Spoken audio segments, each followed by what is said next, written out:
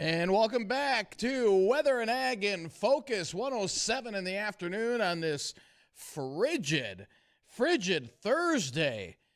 Bridgette, it's so cold out. We've got wind chills right now, 40 below, temperatures at 16 below now at the studio. Bridgette, it's so cold. I poked my head outside and I heard trees exploding. It was the most incredible thing that I've ever heard in my life. Yeah, I'm not doing any of that jazz. When you got them, I will say that the ice storm of Christmas 2023, when they were covered in ice, and when the wind came up and I heard branches exploding, that's sounded like fireworks. Yeah, exactly. That's totally different. Exactly. Can you believe that going on social media? I don't know where that came from, who started it, but boy, did it go viral. I mean, there's a guy who's a storm chaser who started it. And just for clickbait? Obviously. Well, potentially, but there's actually an answer somewhat to it. I just put that message in our messaging system for you. It has NDSU Extension talks about the frost cracks. Sure. Yeah. But the tree does. I think people see that and they think, oh my goodness, a tree actually explodes. No, that's not. I have had so many friends message me who live on like the West Coast who've never experienced like winter or snow, and I've had so many messages in the last like 3 days of people just being like, what does this mean? And I have unseriously told them and been like, well, it's obvious. The trees explode. It's like a grenade. Don't tell them that. Oh, I've told everyone that. Every single person. I'm like, oh, they explode. Like there's shrapnel everywhere. Lord. I literally had a Twitter follower from Arkansas message me the same. And he said, first of all, you weirdos go out and stand on ice to fish, and now your trees blow up. But it's a frost crack. It's a vertical crack in the trunk of the tree. They can happen. And when it does happen, it sounds like a gunshot. No actual explosions happen to our trees, though. Right. Yes. We can see more frost cracks in green ash and choke cherries. And we really can't predict when those are going to happen. But they are somewhat there. Sure. And boy, we do have some cold weather. This is the coldest era of the season, and it is dangerously cold. You will get frostbite if you are out in this extreme cold in a matter of minutes. So please, if you are out, make sure all your extremities are covered. Limit your time outdoors if you can, because this is dangerous cold, and I don't see this really change. It won't change today, but as we get into the weekend, will moderate things a bit, but it's still going to be dangerously cold. Again, we're at 16 below right now with a wind chill of 40 below. There are some spots of the Northern Valley, northwest Minnesota, that already have wind chills right now of 50 below. Now, we're going to continue to see steady to slowly falling temperatures throughout the afternoon, and we'll bottom out overnight tonight about 25 below. Winds will be out of the northwest at 10 to 15, and if you calculate that, that leads to wind chills between 45 and 55 below across much of the area. So that, again, is very dangerous category when we're talking about wind chills. And then as we head into Friday, we're looking at a lot of sunshine to start off the day, partly cloudy later in the day. Winds will be lighter out of the northwest at about 5 to 10, highs about 10 below. And we're looking at wind chills tomorrow in the morning, 45 to 50 below. And then as we head into the afternoon, we'll see those wind chills about 30 to 40 below. And we're staying below zero all the way through the weekend with wind chills about 20 to 30 below. Daytime highs between 0 and 10 below. So a very, very cold weekend. And we've got a couple of callers on the line. Al's got... he wants to talk about these exploding trees. John, you'll be up next. Hang tight. Hey, Dave. Yeah, so like the maples that have a lot of moisture in them, the bark is kind of glued to the tree, and when it gets so cold and the maple freezes after so long, the bark will just kind of explode off the tree itself. But they don't really explode, but it sounds like a big firecracker or a gun going off. Yeah, like a gunshot. So I wasn't lying that much. I knew it. Well, less shrapnel, Addison. Less shrapnel. Less shrapnel. Oh, we don't know that for sure. And that happens even like in my house. I got an old stucco house, and if you get cracks and the moisture gets in there, it gets so cold, it actually breaks the stucco off the foundation. Oh, wow. Al, you're not wrong, because as those temperatures drop, you will hear things that your house does that you weren't expecting, primarily because of the cold weather. So I do hear those cracks and loud noises, if you will, off of my house too. Yep, yep. And visibility up here at Grand Forks ain't very good right now either. Out in the open, she's pretty dense. Yeah, thanks. Yeah, we've been getting reports up and down the valley along 29, any north-south roads up and down the valley of reduced visibility at times. You'll hit those pockets of extremely reduced visibility, and then you'll see clear, and then you'll be back in that those pockets of reduced visibility. So be safe out there, El. Thank you so much for the road report. And now let's talk to John. John, what's going on? Well, the real question is, if a tree explodes in the forest and no one's around, does anybody hear the sound? Only No. John. Only John. Only John's John. right. No, He's the right. answer to that is no. You know, I like where Addison was starting his trend here. I call it the keep people the hell away from here method. You know, you talk about things like, does your house have a crowbar hole? How about yours, Bridgette? Does your house have a crowbar hole? Yep, To I'm tell- very tell well what the protected wind in that speed is? respect. Yep. That's Yep. a- Absolutely. Yeah, that's how we tell the wind speed around here. You know, if you stick it out and it bends, yeah, it's okay to go out. If it breaks the end off, it's probably not a good idea to go outside that day. That would be today. It was so cold last night that in the middle of the night I heard some thuds. I didn't know what that was. This morning I noticed that the deer had been leaning up against the house and bedding down right next to it, apparently to get out of the wind and feel a little bit warmer. So I don't mind you guys staying for a little while, but move along. I was going to say, can you blame them there, Bridgette? I mean, you know, No. I mean, obviously it shows your house has some good heat loss to it. You know, the other thing I'm wondering, you know, Dean is so fond of it. Dean is so fond of his Speedo. Would Dean explode if he stood outside long enough in this weather? That's not a mental image I needed. That's not yet. Let's not figure that I'm one out. Let's not figure that one Totally out, out. John. You know, I'll tell you, yeah, it's like I'm sure tonight when I'm watching TV at some point when that temp starts getting down into that 20 plus below, yeah, my house will do its share of really loud popping noises like it usually does. Yes. Well, John. Yes, I would agree with that. John, thanks a lot, buddy. Hey, go out and sell some of those quality snowblowers, would you? Yeah, like they're gonna start outside in this weather. Good. John, thanks a lot, buddy. Oh man. Well, hey, Man.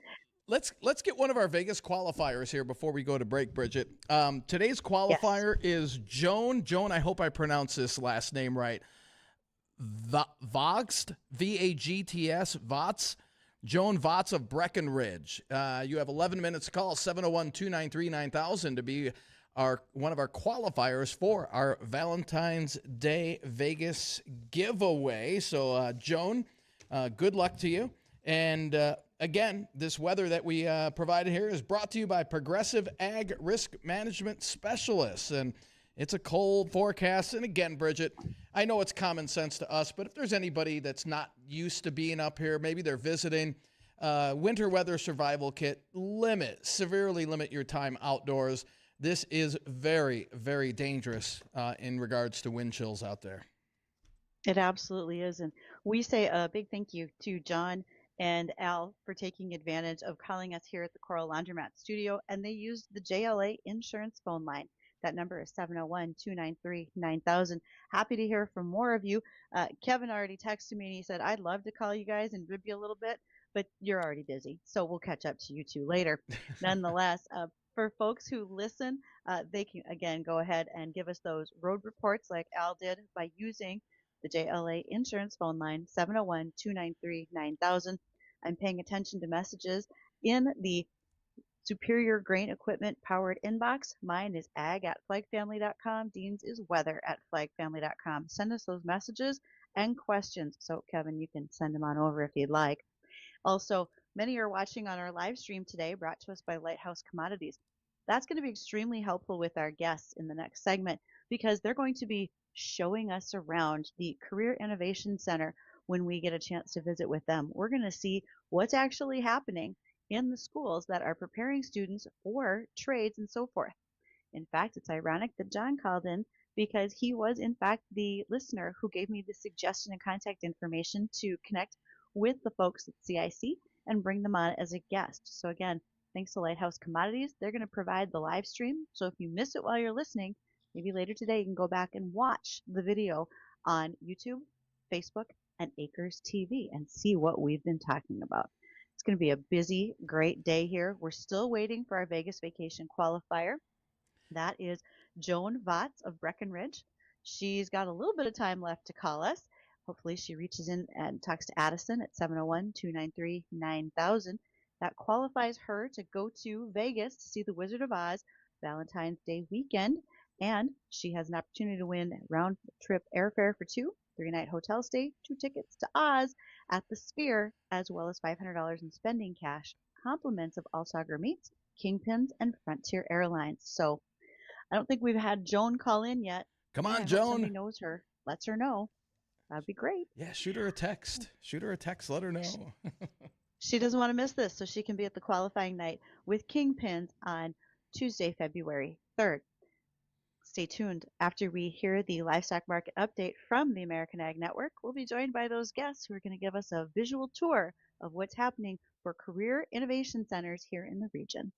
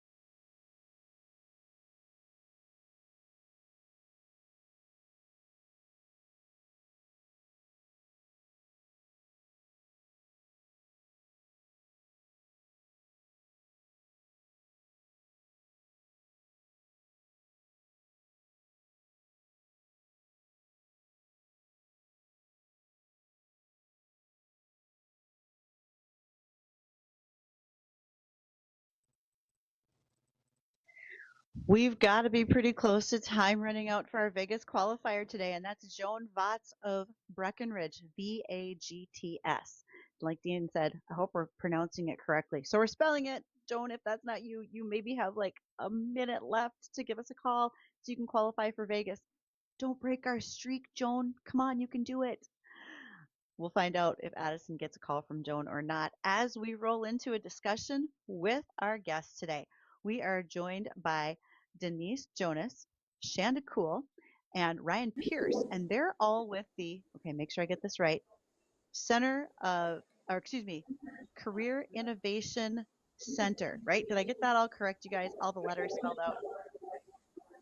That is correct. We are a part of that Cass County Career and Technical Education Center, serving our high schools of Fargo, West Fargo, Northern Cass, and Central Cass. And we are located in our new agricultural education classroom, which is the NDSCS Career Innovation Center project on 64th Avenue in Fargo, North Dakota. Denise, before we roll on to everybody else, I want to ask, how long has this center been activated? A little bit of the history, if you would, of what's going on with these centers. So the consortium itself, with our partnerships of schools between the 4 school districts, has been in existence since 2014. And this project, in partnership with NDSCS, became a vision around 2015. And so we've been in discussions for a while, but the actual groundbreaking and opening the doors happened this year in August of 2025. And so although the vision and the partnership has been in place, the actual facility just opened just a few short months ago. Now, there's a lot to talk about with these centers, and I know we're going to get to curriculum, but also this is not the only center in North Dakota. There's more of them as well. And so, Shanda, is that an area you can speak to for us, or where would you like to start? Well, I would like to maybe visit about the fact that a lot of people don't realize we have a position here, and I was hired. I'm the newbie to the group. I came in July, and I'm a business partner liaison for C3 Tech, Cass County Career and Tech Ed. And what I get to do for that is to connect our students here at the Career Innovation Center and beyond at our partner high schools to work-based learning. So I'm also a work-based learning coordinator. And we're really thinking about the ag space today and how we would do cooperative work experiences, which are basically like internships for high schoolers. And that's something in the ag space where we could have classes where students would go out and work in the real world. And so that's part of my position, is to connect those students to different positions. For example, high schoolers could do jobs in a vet clinic, they could work in horticulture, they could work in a greenhouse, they could do precision ag, they could do production ag, they could do agribusiness, which is my background. So there are just so many things that we get to connect through the Career Innovation Center. And then on the curriculum side. And one thing I'll just follow up, Bridgette, with that question about the centers across the state. This is one of 13. And there was a real effort made. There were some original centers, 5 of them in North Dakota, that were established back in the late 1970s. But then as we started talking about expanding access for career and technical education programming to all students in North Dakota, there is a gap for students that are in rural communities for some access. So the centers began to expand. The centers also have components for the urban community. This space is really important to I'll say our Fargo and West Fargo high schools, because they did not have access to an agricultural education program. So each of the communities had kind of a unique reason for creating a center, and really it was to increase access to such programming. We also have virtual and hybrid access, where students might take some coursework and come to the lab, but also complete curriculum online so that they don't always have to travel. And that's pretty beneficial, especially in the western part of North Dakota. We're giving students an opportunity to learn in so many different ways, whether it's the in-classroom, the virtual through the centers, but also I heard Shanda talk about internships. And a quick question there. Do they have to be during the school year or do they roll over into the summer months? So if employers are listening and thinking about how they could best utilize this service and work with the center, what's the answer to that? Absolutely, they can work in the summer. So we can do a cooperative working experience, and we would tailor that to the student and to the business partner that is interested. And they can do during fall, spring, or summer semester, which of course in the ag sector, summer makes the most sense, I believe. But it just depends. Again, you could be at a vet clinic during the school year. So as long as they can get 75 hours within that semester or that summer of real working experience, it can count as a co-op for work-based learning. So Ryan, if I'm not mistaken, you're going to talk a little bit about curriculum today. How would you like to introduce that? Yes, kind of an exciting conversation. I work with curriculum with our programming here in Cass County. Getting to delve into the world of agriculture with my own personal background has been a lot of fun. As we have looked at these programs, we're really looking at two pathways around plant science and agronomy, or animals and livestock. And so those are kind of our major two pathways.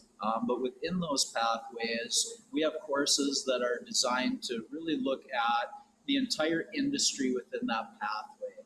So if we're talking about like the plant science pathway, they're going to learn everything from propagation of plants all the way to how do I market these things at some point, right? So within that scope of multiple classes of Plant Science 1 and Plant Science 2, World Agriculture, they really get to learn about how does our food system work.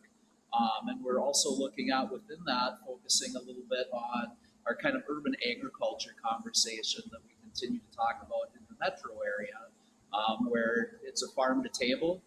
How do we get more people just involved in what is the whole cycle of putting food on our tables, right? And how do we get experiences for all of those students? So we're really trying to reach every student, regardless if they grew up and mom and dad both come from a very traditional white collar background versus maybe a more traditional blue collar background or ag background. How do we get all of those students in the same room, learning about what really is agriculture?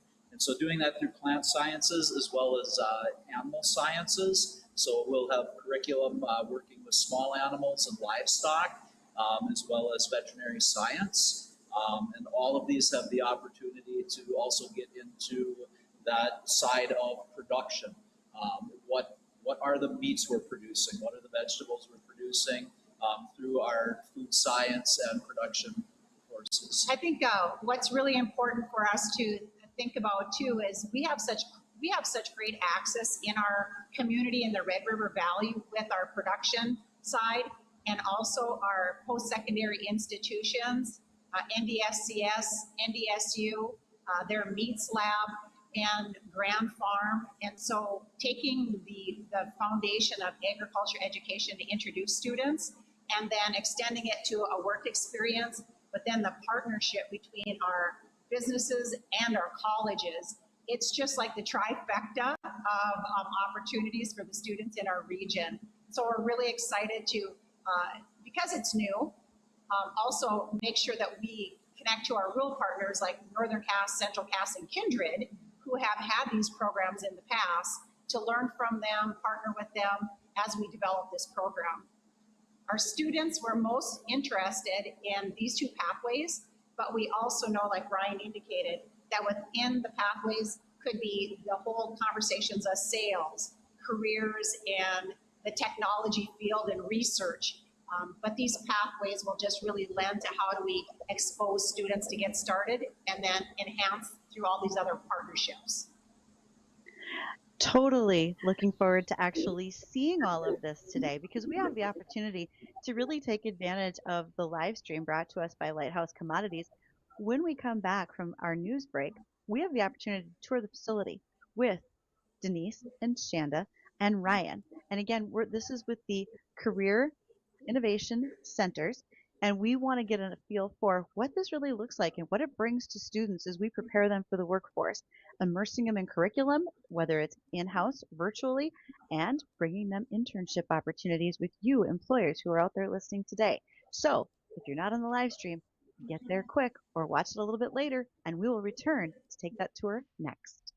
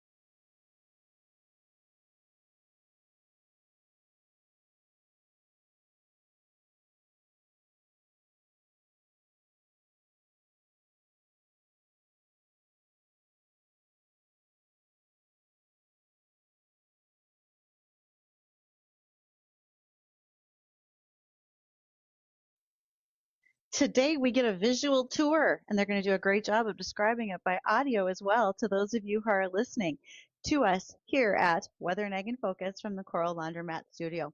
We are joined by Shanda Cool, Denise Jones, and Ryan Pierce. They're with the Career Innovation Centers in the region, and they work specifically with like Fargo Schools, Central Cass, Northern Cass, etc. And I think we're about to start a tour. Who's guiding us today? Is it Shanda that's going to take us on the tour? So it'll be Ryan starting out guiding. Great. So as we kind of get going here, Bridgette, I'm just going to let you know we had a fan turn on in here and it's gotten very loud. So we may struggle a little bit with hearing back and forth, but we'll be out of this room in a moment. So we're just going to start you here. This is our main egg lab. This is where the real hands-on magic starts to happen. So you guys are seeing some of our hydroponic setups that the students will be using. We're looking really at how do we go from starting plants, how do we grow in maybe non-traditional environments, getting into as well then more of a grow bed scenario. These also are a technology-driven conversation where we're utilizing what is called a farm bot, and this is a growing tool that works with a computer interface and works with sensor systems. So it does everything from planting to watering to weeding, the total management. And really the idea of this is how do we teach students about technology and sensor systems that they will see in production egg, they may see on a line. It's really bringing in that automation programming into how does that work in every day, but a scalable conversation for us with students. So that's one of our exciting technology pieces. We'll kind of slide around here. I'm going to have Heather shoot out to the main lab area. Within this area, we will also have the ability to bring in equipment, be able to work on larger projects and stuff. So a very traditional lab space, per se. So Ryan, with that larger space, that looks like traditional shop size. You could truly bring in tractors or vehicles for students to have hands-on learning and demonstrations, correct? Yes, ma'am. And when we did the opening here, Butler was wonderful and brought a Fendt tractor out here for us.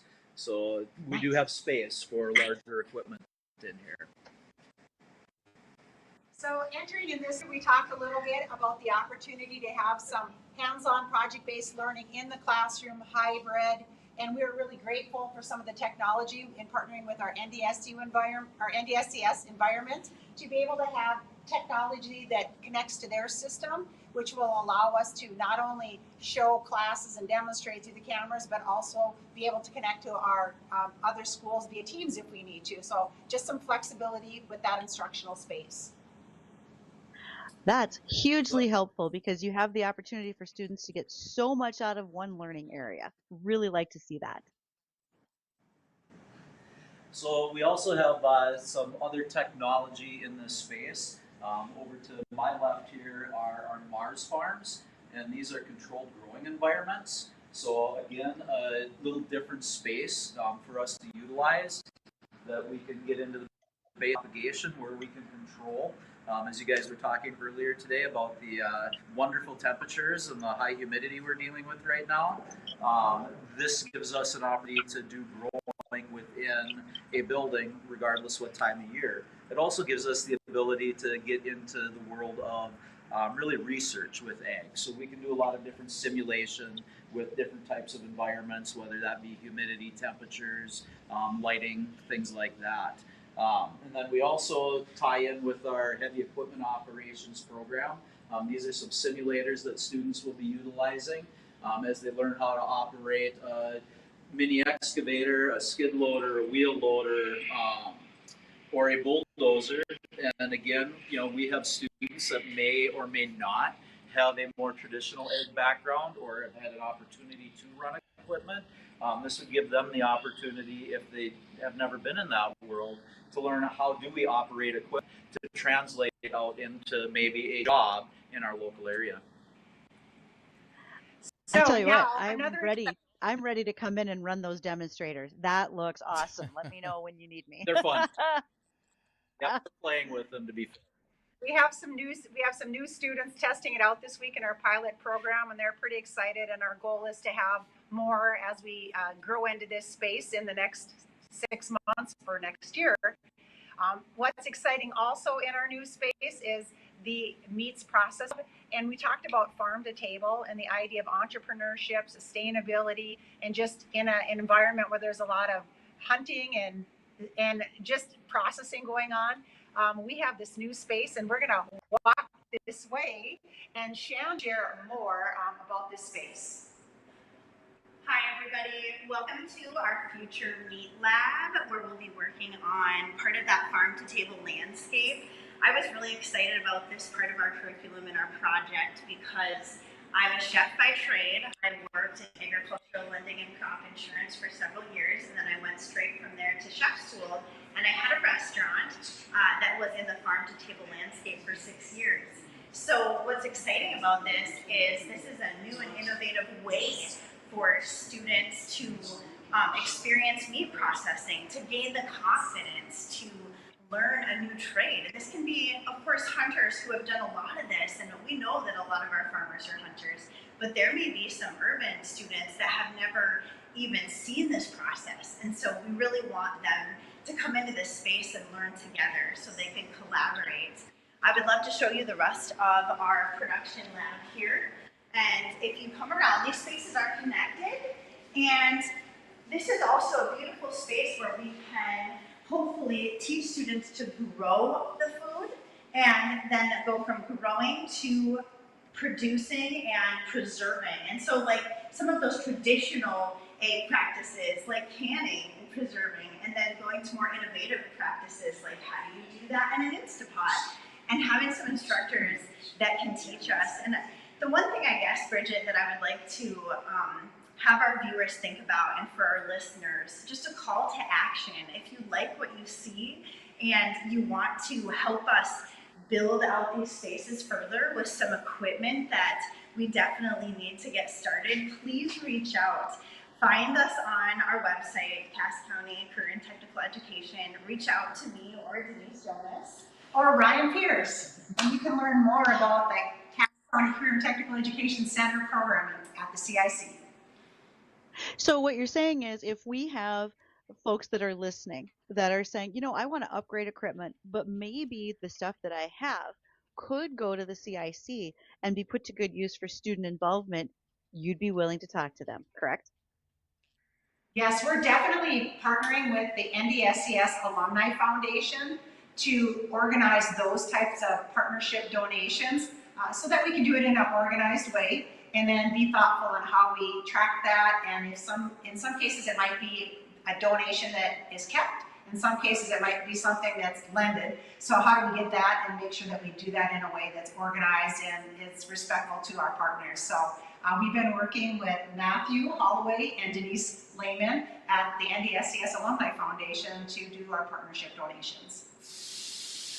I really also appreciate the fact that you mentioned the internships, and I can't emphasize that enough to students as you begin thinking about your future careers, whether high school into college, because frankly, I've had over 70 interns and trainees in my career.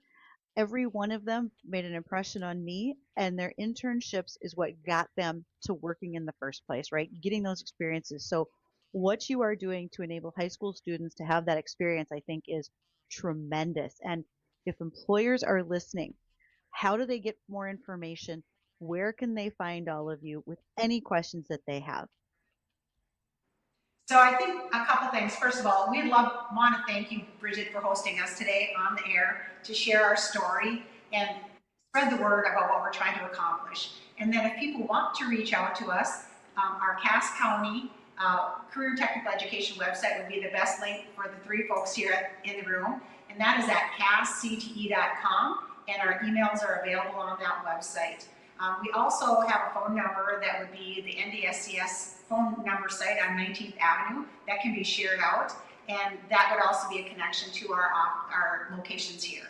Also, I have an office in West Fargo Public Schools and Fargo Public Schools, and so I have connections there and phone numbers located at those sites as well. This is just the start, folks. For those of you who are listening, and again, I want to thank our listener, John, who said, hey, I just toured this site, and I think this is well worth our time to hear more about as taxpayers, those in the public, and future employers.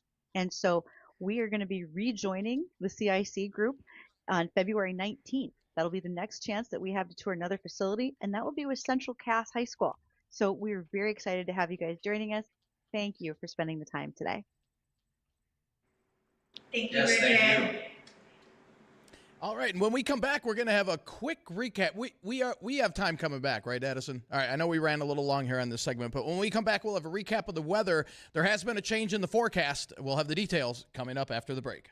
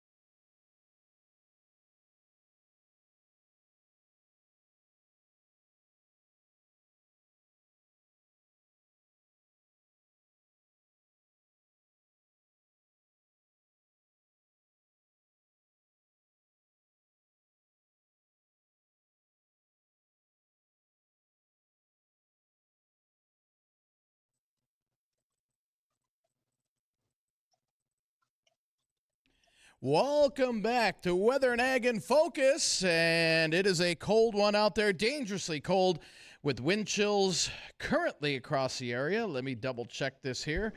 We're at 38 below here at the studio. 49 below is the wind chill right now in Ulen. We're in the 50s below. Let's see, in parts of northwestern Minnesota from Foston up towards Thief River. Between 50 and 53 below zero. So we do have the extreme cold warning that is issued for the entire area. Now that has been extended through Sunday. Now that doesn't mean we're going to have wind chills of 45, 55 below the entire time, but we are going to see extremely dangerous wind chills all the way through now the weekend. I do believe it'll moderate a little bit by Sunday. 25 to 40 below, but to be on the safe side, the National Weather Service has extended the extreme cold warning for our area through Sunday now with, again, wind chills. The coldest generally now through about noon tomorrow, where we're going to see those 45 to 55 below and colder. There will be some areas, Northern Valley, Northwest Minnesota, that hit 60, 62 below.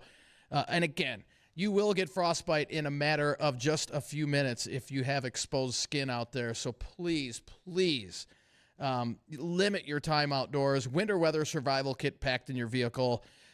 Make sure all extremities are covered. This is very, very dangerous in terms of getting frostbite and or hypothermia if you're out in this for too long. Our qualifier, it was Joan, right, Addison? So our qualifier, Joan, called in a little late, but you could still qualify if you go to one of our remotes. And one of our remotes is, I believe, today, starting at 3 p.m. or 4 p.m., Addison? 3 p.m. Out at Alsager Meats. And that would be the location on Veterans. So stop by. You can register there to qualify. We'll be picking some winners from our remote location as well if your name hasn't been drawn yet, or let's say your name has been drawn and you didn't get to call in time, go shoot one of our remotes, and we can get you qualified, hopefully there. At least you can drop your name in the hat, and if we draw it, bingo, you're qualified for the final drawing on February 3rd. So that'll do it for Weather and Ag in Focus. Don't go anywhere, though. The Jay Thomas Show, it's coming up next.